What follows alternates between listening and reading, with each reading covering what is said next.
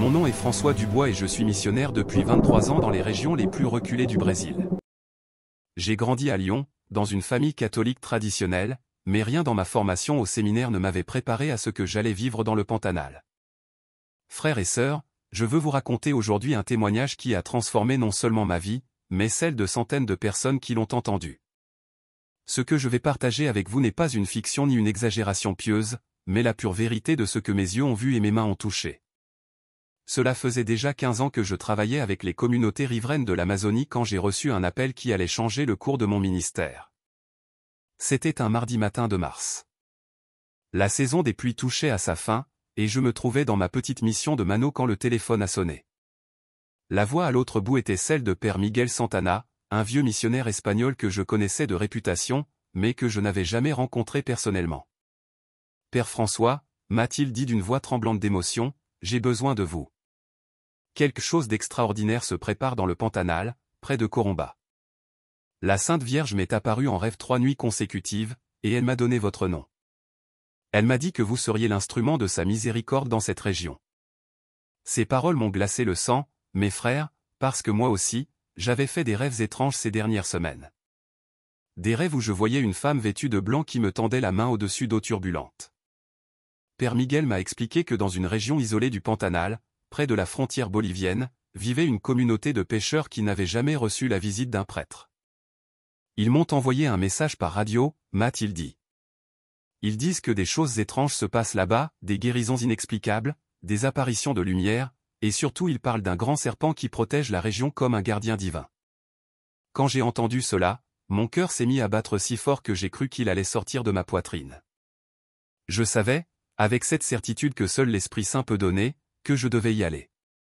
Le lendemain matin, j'ai pris le premier vol pour Campo Grande, puis un bus poussiéreux jusqu'à Corumba. Mais le voyage ne faisait que commencer. Pour atteindre cette communauté isolée, il fallait naviguer pendant 2 jours sur le Rio Paraguay, puis s'enfoncer dans les méandres du Pantanal par des canaux que seuls les guides locaux connaissaient. Père Miguel m'attendait au port de Corumba avec un sourire qui illuminait son visage ridé par 70 ans de mission. « Mon fils », m'a-t-il dit en me serrant dans ses bras, « je sens que nous sommes sur le point d'être témoins de quelque chose que nos yeux n'ont jamais vu. » Il avait organisé notre expédition avec l'aide de 2 guides locaux, Carlos, un métis d'une 40aine d'années qui connaissait chaque recoin du Pantanal comme sa propre maison, et son fils adolescent Pedro, dont les yeux noirs brillaient d'une intelligence vive et d'une spiritualité naturelle que j'ai rarement vue chez quelqu'un de si jeune. Notre embarcation était un bateau de bois traditionnel, équipé d'un moteur hors-bord et de provisions pour une semaine. Alors que nous quittions le port de Corumba, le soleil commençait à descendre vers l'horizon, peignant le ciel de couleurs orangées et violettes qui se reflétaient sur l'eau comme un miroir liquide. L'air était chargé d'une humidité dense qui collait à la peau, et déjà nous pouvions entendre la symphonie de la nature pantanéa, le cri des aras, le rugissement lointain des caillements, et ce murmure constant de l'eau qui coule entre les herbes aquatiques. La première nuit, nous avons campé sur une petite île couverte de palmiers.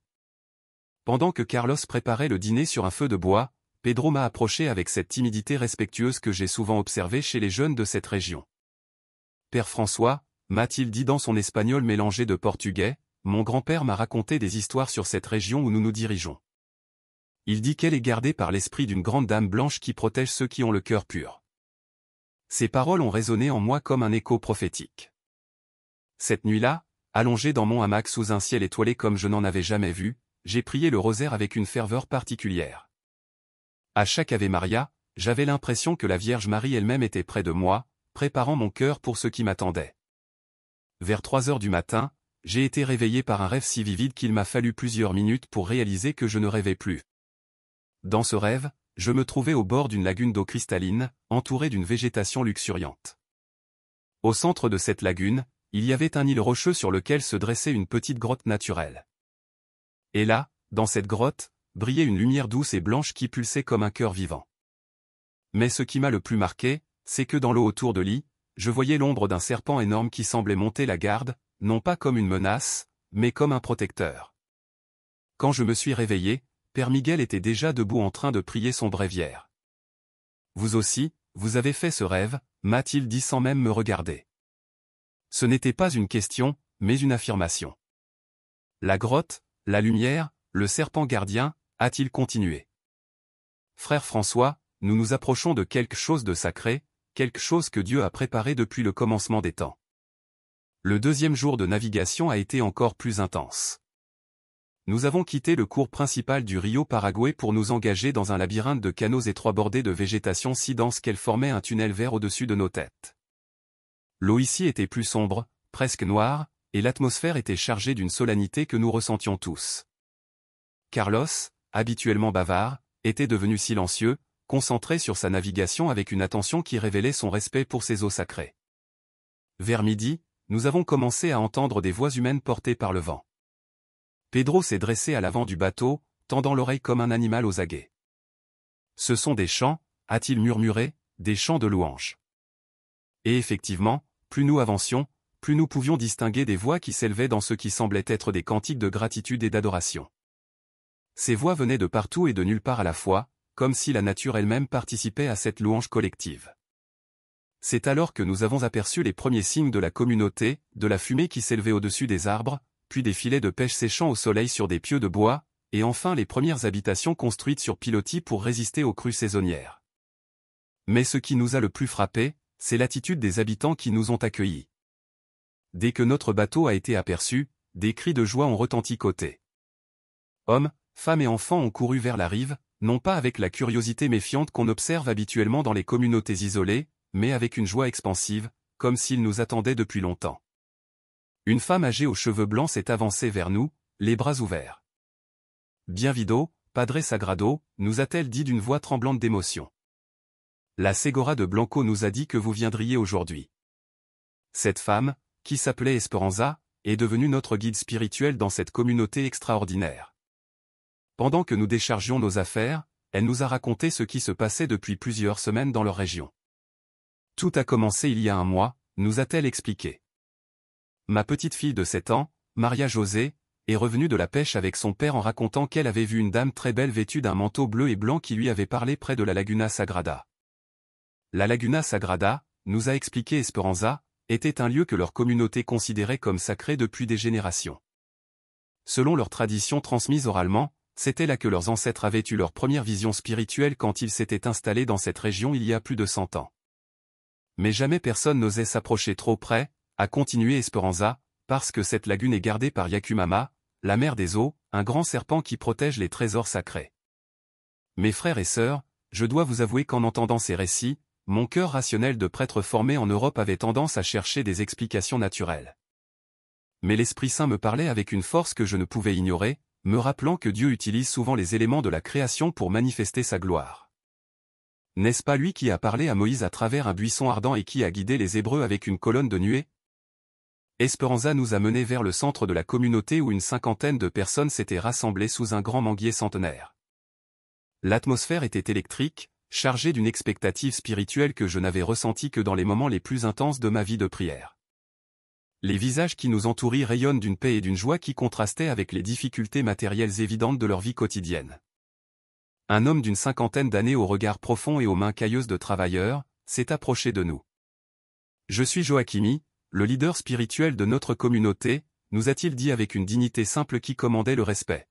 « Père, nous vous attendions parce que la Señora Blanca nous a dit qu'un prêtre viendrait pour bénir ce que Dieu fait parmi nous, mais elle nous a aussi prévenu que ce ne serait pas sans épreuve. » Ces paroles prophétiques ont résonné en moi comme un avertissement divin. Joachimi nous a alors raconté en détail les événements extraordinaires qui se succédaient depuis des semaines dans leur communauté. Tout a commencé quand la petite Maria José a eu sa première vision, nous a-t-il expliqué. Depuis ce jour, plusieurs personnes ont été guéries de maladies que nous pensions incurables. Doña Carmen, qui était paralysée depuis des années, a retrouvé l'usage de ses jambes. Le petit Ricardo, qui était né avec une malformation au cœur, a été complètement guéri lors d'une nuit de prière. Mais ce qui était encore plus remarquable, nous a dit Joaquin, c'est que ces manifestations miraculeuses semblaient se concentrer autour de la Laguna Sagrada. Plusieurs personnes ont rapporté avoir vu une lumière extraordinaire qui s'élève de l'eau au coucher du soleil, a-t-il continué. Et toujours cette même apparition d'une dame vêtue de blanc qui invite les gens à la prière et à la réconciliation. Pendant qu'il parlait, j'observais les visages autour de nous. Ces gens simples, marqués par une vie de labeur et de simplicité, portaient dans leurs yeux une sérénité et une assurance spirituelle que j'ai rarement vue, même chez les religieux les plus expérimentés. Leurs témoignages se succédaient avec une cohérence et une sincérité qui ne laissaient aucun doute sur leur authenticité. Maria José, la petite fille qui avait eu la première vision, s'est approchée de moi avec cette franchise directe propre aux enfants. Padre, m'a-t-elle dit en me prenant la main, la Seora me demande de vous dire qu'elle vous attend demain matin près de la lagune. Elle dit qu'elle a quelque chose d'important à vous montrer mais que vous devez y aller avec le cœur d'un enfant. Ces paroles sortant de la bouche de cette petite dame m'ont traversé comme une épée de lumière. Cette première soirée dans la communauté a été mémorable. Nous avons célébré une messe sous les étoiles, utilisant comme autel une simple table de bois brut. Mais jamais je n'avais ressenti la présence de Dieu avec une telle intensité. Quand j'ai élevé l'hostier, le silence n'était rompu que par le murmure du vent dans les feuilles et le clapot lointain de l'eau sur les rives. Après la célébration, nous nous sommes assis autour d'un feu où Esperanza préparait un délicieux poisson grillé accompagné de manioc. C'est dans cette atmosphère fraternelle que les habitants ont commencé à partager leurs témoignages personnels. Doña Carmen, la femme qui avait retrouvé l'usage de ses jambes, s'est levée avec difficulté, mais avec une détermination remarquable. Padres, nous a-t-elle dit d'une voix émue, j'étais paralysée depuis 12 ans à la suite d'une maladie que les médecins n'arrivaient pas à soigner. Ma famille avait perdu espoir, et moi-même je me préparais à mourir. Mais il y a 2 semaines, pendant une de mes prières du soir, j'ai senti comme une main douce qui se posait sur mes jambes. Quand j'ai ouvert les yeux, j'ai vu une dame magnifique vêtue de blanc et de bleu qui me souriait avec une tendresse que seule une mère peut avoir. Carmen s'est interrompue, les larmes coulant librement sur ses joues, burinée par la souffrance et maintenant illuminée par la gratitude. Cette dame m'a dit, « Ma fille, lève-toi et marche car ton fils t'attend pour que tu serves ses enfants les plus nécessiteux. » Et mes frères, quand elle a dit ces paroles, mes jambes ont commencé à bouger pour la première fois en 12 ans. Le témoignage de Carmen a déclenché une vague d'émotion dans l'assemblée. D'autres personnes ont commencé à partager leurs propres expériences de guérison et de transformation spirituelle. Ricardo, le jeune homme qui avait été guéri de sa malformation cardiaque, nous a raconté comment dans son rêve la Vierge Marie lui avait montré son cœur entouré d'une lumière dorée qui pulsait au rythme de l'amour divin. Plus la soirée avançait, plus je réalisais que nous étions en présence de quelque chose d'extraordinaire, quelque chose qui dépassait largement mes catégories théologiques habituelles. Ces manifestations avaient toutes les caractéristiques des authentiques apparitions mariales. Elles poussaient à la conversion, à la prière et produisaient un des fruits spirituels durables dans la vie des personnes concernées. Père Miguel, qui était resté silencieux pendant la plupart de ces témoignages, s'est levé vers minuit pour prendre la parole. Mes chers frères et sœurs, a-t-il dit d'une voix tremblante d'émotion, ce que nous vivons ici rappelle les grandes apparitions mariales de l'histoire de l'Église, Lourdes, Fatima, Guadalupe. Dans chaque cas, la Vierge Marie est apparue au plus simple, au plus humble pour révéler l'amour miséricordieux de son Fils. La nuit était bien avancée quand nous nous sommes finalement retirés pour nous reposer. Carlos et Pedro avaient installé nos hamacs sous un abri de palmes près de la rive. Allongé dans l'obscurité, écoutant la symphonie nocturne du Pantanal, je ne parvenais pas à trouver le sommeil. Mon cœur battait d'une anticipation mélangée d'appréhension pour ceux qui nous attendaient le lendemain à la Laguna Sagrada. Vers 3 heures du matin, j'ai été réveillé par un son étrange qui venait de la direction de la lagune. Ce n'était pas exactement un chant ni un gémissement, mais quelque chose entre les deux, comme une mélodie primitive qui semblait monter de la terre elle-même. Pedro, qui était éveillé lui aussi, s'est approché de Mohamak. « Padre » m'a-t-il murmuré, c'est la Yakumama qui chante. Grand-père disait que quand elle chante ainsi, c'est qu'elle prépare quelque chose d'important. Ces paroles m'ont donné des frissons, mes frères. Pas de peur, mais de cette sainte appréhension qu'on ressent quand on sait qu'on est sur le point d'être témoin de la puissance divine. J'ai passé le reste de la nuit en prière, récitant le rosaire et demandant à la Vierge Marie de me préparer pour ce qui m'attendait. À chaque Ave Maria, j'avais l'impression de sentir sa présence qui se rapprochait comme une mère qui vient consoler son enfant avant une épreuve difficile. L'aube s'est levée avec une splendeur particulière ce matin-là. Les premiers rayons du soleil ont transformé la brume matinale en voile doré qui dansait au-dessus de l'eau. L'air était chargé d'une fraîcheur qui contrastait avec la chaleur humide habituelle, et tous les sons de la nature semblaient harmoniser dans une symphonie d'attente. Esperanza nous a préparé un petit déjeuner simple, mais nourrissant, café noir fort, pain de manioc et fruits frais. Pendant que nous mangions, Maria José s'est approchée de nouveau, ses grands yeux noirs brillant d'une sérénité qui dépassait son âge. « Padre » m'a-t-elle dit, « la Señora m'a parlé cette nuit. Elle dit qu'aujourd'hui, vous allez voir quelque chose que très peu d'hommes ont vu. Elle dit aussi que vous ne devez pas avoir peur, même si ce que vous verrez vous semblera impressionnant au début. Ces paroles prophétiques m'ont rempli d'une détermination sainte. J'ai fini mon café. J'ai béni le groupe qui nous accompagnerait à la lagune, et nous nous sommes mis en route. L'expédition était composée de Père Miguel et moi-même, Carlos et Pedro comme guides, Joaquín et Esperanza comme représentants spirituels de la communauté, et Maria José, dont le rôle de voyante était maintenant reconnu par tous. Le sentier vers la Laguna Sagrada serpentait à travers une végétation de plus en plus dense. Des lianes gigantesques pendèrent des arbres centenaires, créant une cathédrale naturelle où la lumière filtrait en rayons dorés. Le sol était spongieux sous nos pieds, couvert d'un tapis de feuilles mortes qui étouffaient nos pas. L'air devenait plus lourd à mesure que nous approchions, chargé d'une humidité qui collait à la peau et d'un parfum de terre fertile mélangé à des effluves floraux inconnus. Au bout d'une heure de marche, nous avons commencé à entendre le murmure de l'eau qui coule. Carlos s'est arrêté, levant la main pour nous faire signe de rester silencieux. À partir d'ici, nous a-t-il murmuré, nous entrons dans le territoire sacré. Il faut y aller avec respect et en priant. Et effectivement, l'atmosphère changeait de façon palpable. Il y avait dans l'air une densité spirituelle qu'on ne peut décrire qu'à ceux qui l'ont vécu. Mes frères et sœurs, ce que je vais vous raconter maintenant marquera à jamais ma vie de prêtre et d'homme de foi. Nous approchions de la lagune quand Maria José s'est soudainement arrêtée, les yeux fixés sur un point invisible pour nous.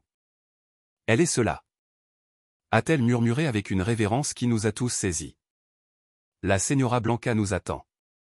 Quand nous avons franchi la dernière ligne d'arbres et que la lagune Sagrada s'est révélée à nos yeux, mes frères, j'ai compris que nous pénétrions dans un lieu où le voile entre le ciel et la terre était plus fin qu'ailleurs.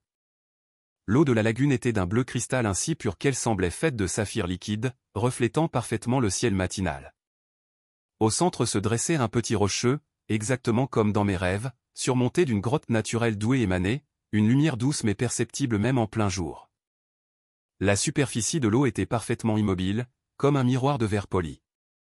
Mais ce qui m'a le plus frappé, c'est le silence absolu qui régnait dans cet endroit.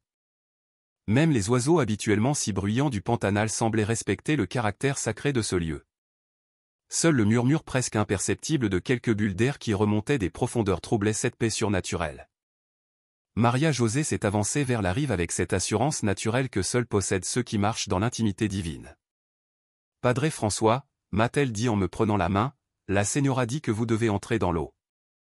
Elle veut vous montrer quelque chose que vous devez voir pour comprendre le plan de Dieu pour cette région. » Ces paroles ont fait trembler tout mon être, non de peur, mais de cette sainte appréhension qu'on ressent quand on sait qu'on va être témoin de la puissance divine.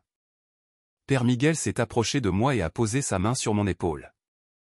« Mon frère » m'a-t-il murmuré, « j'ai la conviction que ce moment a été préparé par la Providence depuis le commencement des temps. Allez-y avec la foi d'Abraham qui est parti sans savoir où il allait, mais en ayant confiance en celui qui appelait. » J'ai ôté mes chaussures. J'ai retroussé les jambes de mon pantalon et j'ai fait mes premiers pas dans cette eau sacrée. L'eau était tiède d'une température parfaite qui contrastait avec la fraîcheur matinale de l'air. À chaque pas que je faisais vers l'îlot central, j'avais l'impression de marcher sur un solide, invisible, comme si des mains divines soutenaient que mes pieds. L'eau montait progressivement jusqu'à mes genoux, puis à ma taille, mais jamais je n'ai eu l'impression de risquer de couler. Une paix profonde, une paix qui dépasse toute compréhension humaine, avait envahi tout mon être. C'est quand j'ai atteint le point le plus profond, à mi-chemin de lit que cela s'est produit. D'abord, j'ai senti comme un courant d'eau chaude qui remontait des profondeurs et enveloppait mes jambes. Puis l'eau autour de moi a commencé à s'agiter doucement, formant des cercles concentriques qui s'étendaient vers les rives. Mes compagnons sur la berge ont poussé des exclamations de surprise mélangées de respect car ils voyaient ce que moi, depuis ma position au centre, je ne pouvais encore percevoir. « Padre, regardez sous vos pieds !» a crié Carlos d'une voix tremblante d'émotion. Quand j'ai baissé les yeux vers l'eau cristalline, mes frères et sœurs, j'ai vu quelque chose qui restera gravé dans ma mémoire jusqu'à mon dernier souffle. Remontant lentement des profondeurs obscures de la lagune, une forme immense se dirigeait vers moi.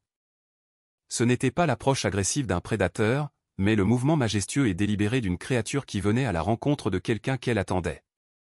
La succurie était d'une taille que je n'aurais jamais imaginé possible. Son corps d'un vert profond, marbré de motifs dorés qui brillaient sous l'eau comme des dessins divins, devait mesurer plus de 15 mètres de long et était aussi large que le tronc d'un grand arbre. Mais ce qui m'a le plus saisi, ce ne sont pas ses dimensions impressionnantes, c'est l'intelligence profonde et bienveillante que je lisais dans ses yeux. Des yeux d'un brun doré qui exprimaient une sagesse ancienne et une paix que seules possèdent les créatures qui vivent dans l'intimité du Créateur. Au lieu de la terreur que j'aurais dû logiquement ressentir, mes frères, une paix extraordinaire a envahi tout mon être. J'ai compris avec cette certitude que seul l'Esprit Saint peut donner que cette créature magnifique était là pour me protéger, non pour me nuire. Ses mouvements dans l'eau étaient d'une grâce infinie et quand elle s'est approchée suffisamment pour que je puisse toucher sa tête, j'ai tendu ma main en tremblant, non de peur mais d'émotion. Le contact avec cette créature sacrée a été comme une décharge électrique d'amour divin qui a traversé tout mon corps. Sous mes doigts, j'ai senti la texture lisse et chaude de ses écailles, mais surtout j'ai ressenti une connexion spirituelle qui dépassait tout ce que j'avais vécu dans mes années de formation mystique. C'était comme si à travers cette créature, Dieu me parlait directement, me montrant que sa création tout entière participe à son plan de salut. La succurie a alors fait quelque chose d'extraordinaire. Elle s'est mise à nager lentement autour de moi, traçant des cercles parfaits qui créa dans l'eau des ondulations rythmées comme une danse sacrée. À chaque passage près de moi, elle effleurait délicatement mes jambes avec son flanc comme une caresse de bénédiction. L'eau autour de nous commençait à prendre une luminosité particulière comme si chaque gouttelette était habitée par une présence divine. C'est à ce moment précis, mes frères et sœurs, que la Vierge Marie elle-même est apparue. D'abord, j'ai vu une lumière douce qui descendait du ciel et se concentrait sur l'îlot rocheux au centre de la lagune. Cette lumière n'était pas aveuglante comme celle du soleil, mais douce et caressante comme celle de la lune, avec des reflets bleus et blancs qui dansaient harmonieusement. Puis progressivement, cette lumière a pris forme humaine, révélant la silhouette gracieuse d'une femme d'une beauté indescriptible. Elle portait un manteau d'un bleu profond comme le ciel de minuit, parsemé d'étoiles qui scintillaient comme des diamants vivants. Sa robe était d'un blanc plus que la neige fraîchement tombée et ses cheveux châtains tombaient en cascades souples sur ses épaules. Mais ce qui m'a le plus touché, c'est son visage d'une beauté qui transcendait toute beauté humaine, illuminé par un sourire d'une tendresse maternelle infinie. Ses yeux d'un brun doux comme le miel rayonnaient d'un amour qui embrassait toute la création. « Mon fils bien-aimé » m'a-t-elle dit d'une voix qui était comme une mélodie céleste portée par une brise parfumée. « N'aie pas peur. Ce que tu vois aujourd'hui est un signe de la puissance de mon Fils et de l'amour qu'il porte à toutes ses créatures. » Cette gardienne fidèle, et elle a tendu sa main vers la succurie qui continuait sa danse sacrée autour de moi, protège depuis des siècles ce lieu saint où je me manifeste pour appeler mes enfants à la conversion et à l'amour. Les paroles de la Sainte Vierge résonnaient non seulement dans mes oreilles, mais dans tout mon être, pénétrant jusqu'aux profondeurs de mon âme. François, a-t-elle continué, et entendre mon nom prononcé par ses lèvres sacrées a failli me faire perdre connaissance d'émotion. Je t'ai choisi pour être le messager de cette manifestation de grâce. Tu raconteras au monde entier comment mon Fils utilise toute sa création, même ce que les hommes craignent pour manifester son amour miséricordieux. Pendant qu'elle parlait, la succurie s'est approchée de l'île et a commencé à s'enrouler autour du rocher, formant comme un escalier vivant qui montait vers la grotte d'où émanait la lumière.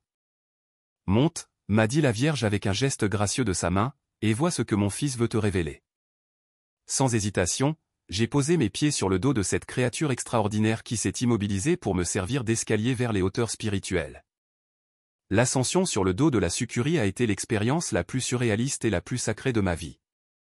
Chaque écaille sous mes pieds semblait vivante, pulsant d'une énergie divine qui remontait dans tout mon corps.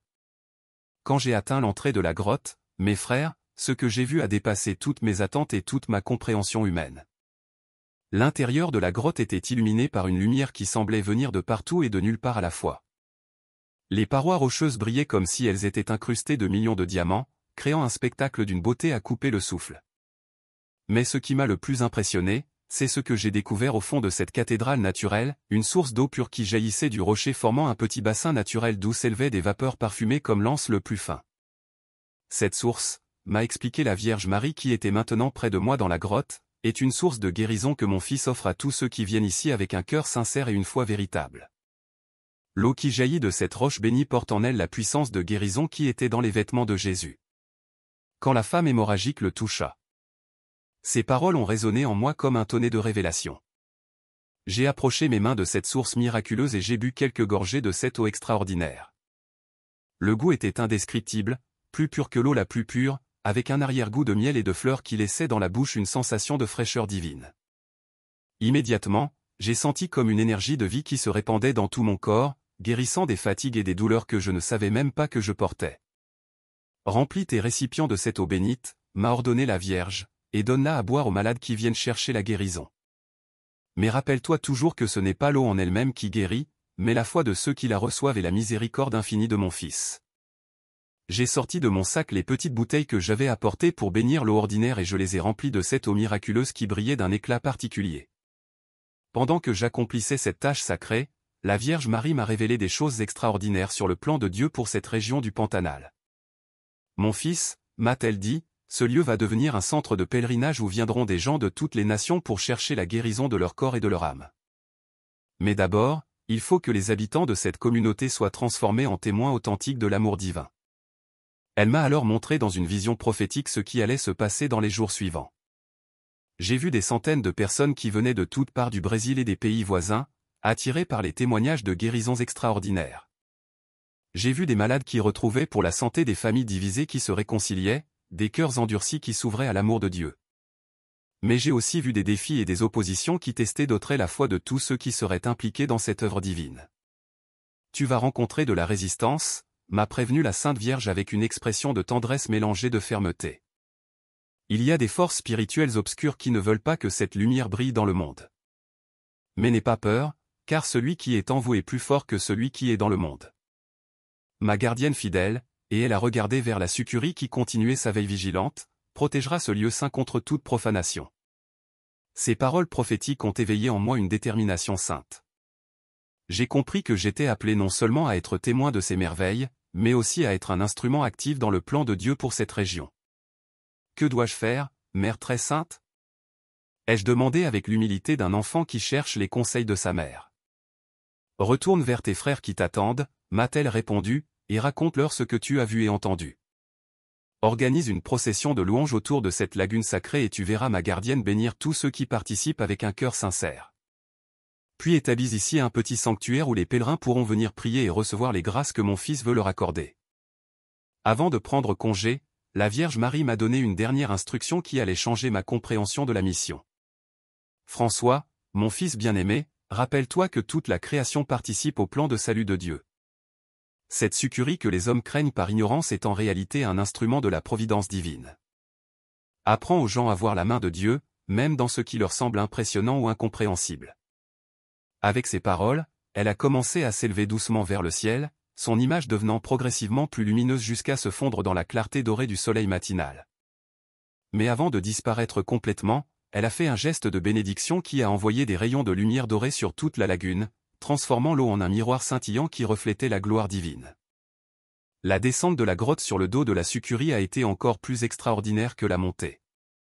Cette créature magnifique semblait comprendre chacun de mes mouvements et s'adapter parfaitement pour me faciliter le passage. Quand j'ai mis pied dans l'eau pour retourner vers la rive, elle m'a accompagné et lentement à côté de moi, comme un chien fidèle qui accompagne son maître. Mes compagnons sur la rive étaient dans un état d'extase spirituelle indescriptible. Ils avaient assisté à toute la scène depuis leur position, voyant la lumière extraordinaire qui entourait la grotte et les mouvements gracieux de la succurie qui m'avaient servi d'escalier vivant. Maria José dansait de joie, répétant sans cesse « J'ai vu la Ségora, j'ai vu la Ségora ». Elle était encore plus belle que dans mes rêves. Esperanza s'est jetée à genoux dès que j'ai atteint la berge. Les larmes coulant abondamment sur son visage ridé par les années mais transfiguré par la gratitude. Padre Sagrado, m'a-t-elle dit d'une voix brisée par l'émotion. Nous avons vu la gloire de Dieu se manifester devant nos yeux. Que devons-nous faire maintenant? Cette question simple portait en elle toute l'attente spirituelle de cette communauté bénie. J'ai sorti les bouteilles d'eau miraculeuse que j'avais remplies dans la grotte et je les ai montrées au groupe. Même à la lumière du jour, cette eau gardait un éclat particulier qui a distingué de l'eau ordinaire. Cette eau, l'aurais-je expliqué, porte en elle la bénédiction spéciale de Notre-Dame et la puissance de guérison de son Fils Jésus. Mais souvenez-vous que ce n'est pas un objet magique, c'est un sacramental qui agit à travers la foi de ceux qui le reçoivent. Joaquin s'est approché avec cette dignité simple qui le caractérisait. Padre François, m'a-t-il dit, racontez-nous tout ce que la Sainte Vierge vous a dit. Nous voulons obéir fidèlement à ses instructions. Pendant l'heure qui a suivi, j'ai relaté en détail toute l'apparition depuis les premières paroles de Marie jusqu'à ses instructions finales concernant l'établissement d'un sanctuaire. L'effet de mon récit sur le groupe était extraordinaire. À mesure que je décrivais la beauté de la Vierge et ses paroles d'amour maternel, je voyais les visages de mes auditeurs se transformer, illuminés par une joie et une paix qui venaient directement du ciel. Carlos, le guide habituellement pragmatique, pleurait ouvertement, répétant Santa Maria Ruga pour nos autres. Santa Maria Ruga pour nos autres. C'est Pedro, le jeune fils de Carlos, qui a eu l'inspiration pour notre action immédiate. Padre, m'a-t-il dit avec cette sagesse intuitive propre aux jeunes qui vivent près de Dieu, la Ségora a dit qu'il fallait organiser une procession de louanges. Et si nous commencions tout de suite, je sens que c'est ce qu'elle veut. Cette suggestion a été accueillie avec un enthousiasme unanime. Nous avons organisé immédiatement une procession improvisée autour de la lagune sacrée. Joaquin dirigeait les chants traditionnels de sa région mélangés à des avarias et des cantiques de louanges que nous connaissions tous. Maria José marchait en tête tenant dans ses petites mains une image de Notre-Dame de Guadalupe que sa grand-mère lui avait donnée. Derrière elle, nous formions une procession de foi qui transformait ce sentier de jungle en chemin de Compostelle tropicale. Mais ce qui s'est passé pendant cette procession, mes frères et sœurs, a dépassé toutes nos attentes. À mesure que nous avancions en chantant et en priant autour de la lagune, l'eau a commencé à s'agiter doucement et nous avons vu la succurie qui nageait parallèlement à notre progression comme si elle participait elle aussi à cette liturgie sacrée. À plusieurs reprises, elle a émergé partiellement de l'eau, dressant sa tête majestueuse vers le ciel dans ce qui ressemblait à un geste d'adoration. Le point culminant de cette procession extraordinaire s'est produit quand nous sommes arrivés du côté opposé de la lagune face à l'île Rocheux. La succurie est sortie presque entièrement de l'eau, se dressant dans une posture qui rappelait le serpent d'airain que Moïse avait élevé dans le désert. De la grotte sacrée, une lumière dorée a commencé à rayonner, créant des reflets magiques sur l'eau et transformant toute lagune en un tabernacle naturel. C'est à ce moment précis que le premier miracle de guérison s'est produit devant nos yeux ébahis. Esperanza, qui souffrait depuis des années de douleurs chroniques dans les articulations, s'est soudainement redressée, ses traits tirés par la souffrance, se détendant dans une expression de surprise émerveillée. La douleur, elle disparaît. A-t-elle murmuré. Puis plus fort, la douleur a disparu complètement. Elle s'est mise à bouger ses bras et ses jambes avec une agilité qu'elle n'avait plus depuis des décennies. Ce premier miracle a déclenché une vague d'émotions spirituelles qui a embrasé tout le groupe. D'autres personnes ont commencé à témoigner de sensations de guérison, de paix intérieure, de résolution de conflits familiaux qui les tourmentèrent depuis des années. C'était comme si la présence de Marie et la bénédiction de cette créature gardienne avaient ouvert un canal direct entre le ciel et la terre, permettant aux grâces divines de se déverser abondamment sur tous ceux qui étaient présents avec un cœur ouvert. Père Miguel, qui avait assisté à toute cette séquence d'événements extraordinaires avec l'œil exercé d'un vieux missionnaire, s'est approché de moi avec des larmes de joie dans les yeux. Mon frère, m'a-t-il dit d'une voix tremblante d'émotion. En 70 ans de ministère, je n'ai jamais été témoin de manifestations aussi claires de la puissance divine. Nous avons l'obligation de préserver fidèlement tout ce qui s'est passé ici et de le transmettre à l'Église universelle. Le retour vers la communauté après cette matinée extraordinaire s'est transformé en une procession triomphale de témoignages et de louanges. Chaque personne qui avait participé à cette expérience divine portait sur son visage cette lumière particulière qu'on ne voit que chez ceux qui ont touché l'éternité. Quand nous sommes arrivés au village, la nouvelle de ce qui s'était passé à la lagune s'était déjà répandue comme une traînée de poudre. Les habitants nous attendaient avec une expectative fiévreuse et dès qu'ils ont vu Esperanza marcher normalement et les visages rayonnants de tous les participants, ils ont compris que quelque chose d'extraordinaire venait de se produire. Les enfants couraient en tous sens, criant de joie pendant que les adultes se rassemblaient autour de nous pour entendre le récit détaillé de l'apparition. Dans les heures qui ont suivi, des gens ont commencé à arriver de communautés voisines attirées par les nouvelles de ces événements miraculeux. Certains étaient venus à pied, d'autres en pirogue, tous portés par cette soif spirituelle que seuls connaissent ceux qui ont entendu parler d'une manifestation authentique du divin. Joaquin a pris l'initiative d'organiser la communauté pour accueillir dignement cet afflux de visiteurs. Le premier miracle de guérison avec l'eau bénite de la source sacrée s'est produit dès le premier après-midi.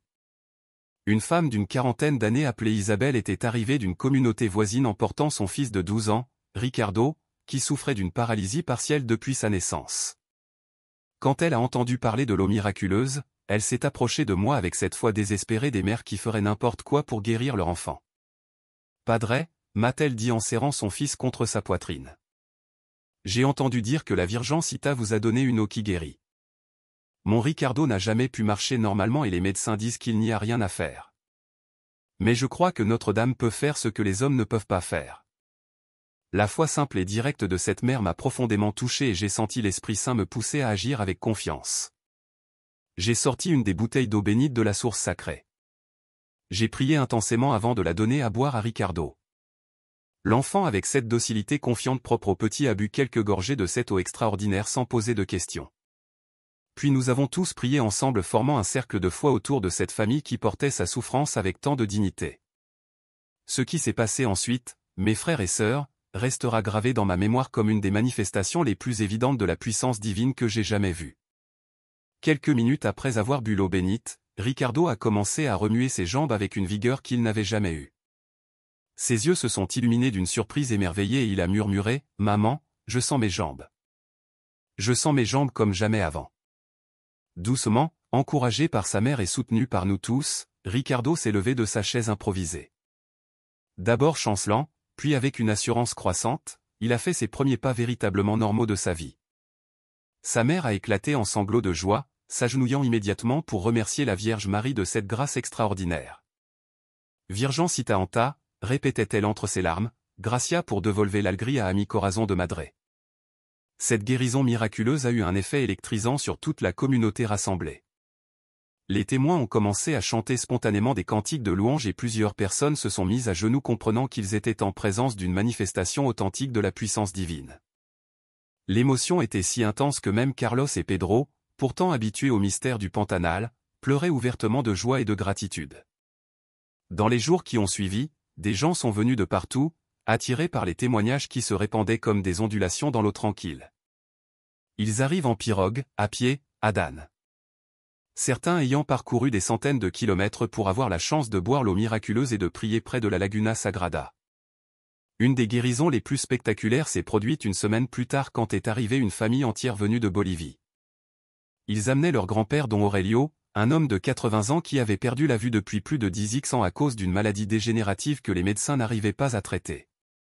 Sa famille avait épuisé toutes leurs économies en consultations médicales et en traitements qui n'avaient donné aucun résultat. Padre François, m'a dit son petit-fils Miguel en me présentant le vieil homme. Mon grand-père était le meilleur pêcheur de toute notre région avant de perdre la vue.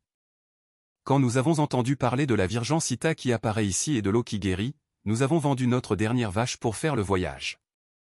Nous croyons que Notre-Dame peut lui rendre la vue. Don Aurelio, avec cette dignité sereine que donnent les années et la souffrance acceptée, s'est approché de moi en tâtonnant avec son bâton. Pas de récito, m'a-t-il dit d'une voix encore ferme malgré son âge avancé. Je ne viens pas ici pour demander un miracle par caprice, mais j'aimerais revoir le visage de mes petits-enfants avant de partir rejoindre mes ancêtres. Si la Virgencita le veut, qu'il en soit ainsi. J'ai organisé une procession spéciale vers la Laguna Sagrada emmenant Don Aurelio et toute sa famille accompagnés par une cinquantaine de membres de notre communauté élargie. Arrivés à la lagune, nous avons organisé une liturgie de prière intense. Don Aurelio s'est agenouillé au bord de l'eau, les mains jointes, priant le rosaire avec une ferveur qui touchait le cœur de tous les présents. J'ai alors sorti l'eau bénite de la source sacrée et j'en ai versé quelques gouttes dans les yeux de Don Aurelio, en invoquant le nom de Jésus et l'intercession de Sainte Mère. Le vieil homme est resté immobile pendant plusieurs minutes, les yeux fermés, ses lèvres bougeant silencieusement dans une prière personnelle.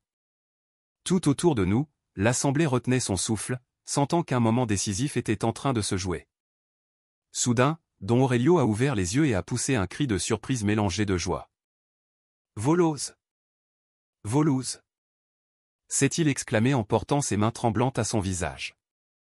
La lumière revient. Je vois la lumière. Progressivement, comme un lever de soleil qui chasse lentement les ténèbres, sa vision s'est clarifiée. Le moment le plus émouvant s'est produit quand Don Aurelio a pu voir clairement le visage de ses petits-enfants pour la première fois en 10 ans. Ces guérisons miraculeuses ont commencé à attirer l'attention bien au-delà des frontières du Pantanal. Des journalistes sont venus de Brasilia et même de São Paulo pour enquêter sur ces événements extraordinaires. Des médecins ont examiné Ricardo et Don Aurelio confirmant que leur guérison ne pouvait pas s'expliquer par la science médicale conventionnelle. Père Miguel et moi avons commencé à organiser plus systématiquement l'accueil des pèlerins qui affluaient de plus en plus nombreux. Nous avons établi un programme de prière quotidienne avec une messe matinale suivie d'une procession vers la Laguna Sagrada et une session de prière de guérison l'après-midi. La communauté locale s'est transformée en une véritable famille d'accueil. chaque famille et hébergeant plusieurs visiteurs avec une générosité qui rappelait l'hospitalité des premiers chrétiens. Maria José continuait à recevoir occasionnellement de nouvelles visions ou de nouvelles paroles de la Vierge Marie qui nous guidait dans l'organisation de ce ministère naissant.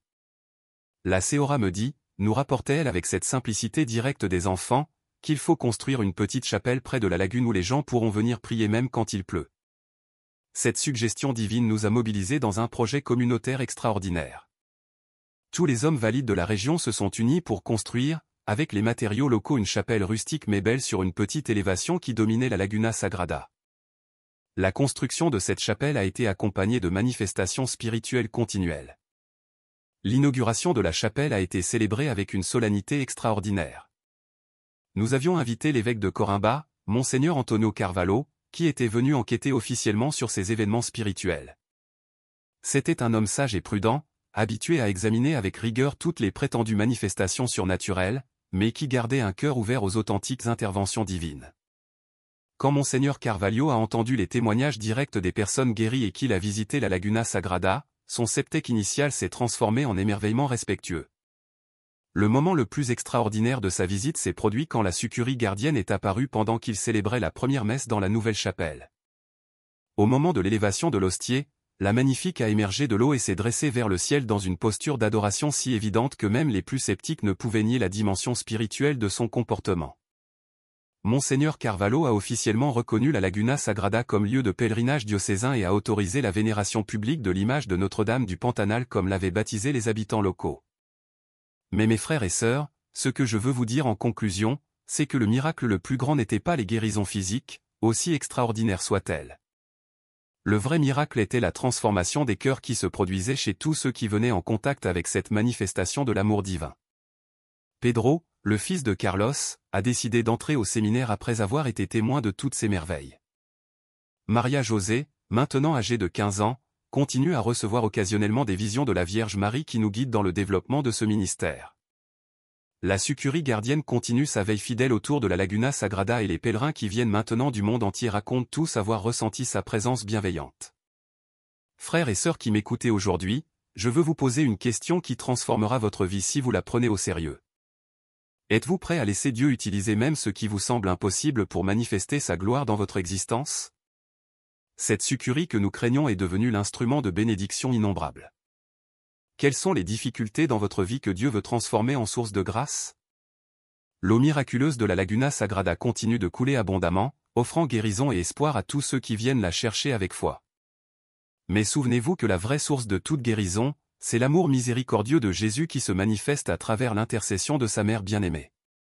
N'attendez pas d'être au bout de vos forces pour faire appel à cette puissance divine qui ne demande qu'à se déverser dans votre vie. Car mes bien-aimés, peu importe à quel point votre nuit semble obscure, Dieu prépare toujours un lever de soleil de miracle avec votre nom gravé dans la lumière éternelle de son amour. La Vierge Marie du Pantanal veille sur chacun de vous, prête à intercéder pour que vous receviez toutes les grâces dont vous avez besoin pour accomplir la mission unique que Dieu vous a confiée dans ce monde. Oui.